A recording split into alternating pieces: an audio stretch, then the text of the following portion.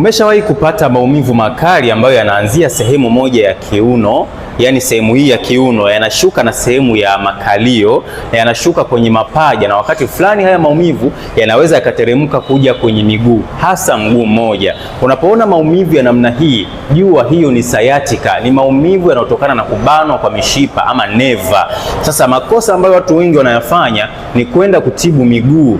Miguu inauma, lakini mzizi wa tatizo hili upo katika neva ambazo zinaanzia sehemu ya kiuno ama sehemu ya mgongo wa chini na kushuka kuja kwenye vidole vya miguu.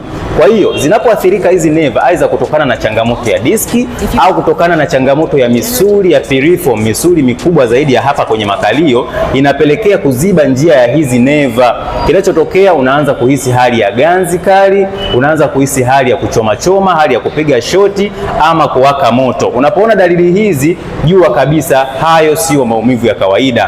Wengi wanashindwa kutembea, wengi wamejikuta wakiwa wanafika katika stage ya juu zaidi, stage ya ulemavu, kwa sababu tu hawakuweza kudhibiti matatizo haya yakiwa katika hatua za mwanzo. Unahitaji kuweza kupata programu nzuri ya kuweza kukusaidia kumaliza hayo matatizo. Unaweza ukachukua namba yangu ama ukaingia katika bio ukanitumia ujumbe WhatsApp ili niweze kukusaidia kuweza kupata special program pamoja na timu yangu. Karibu sana.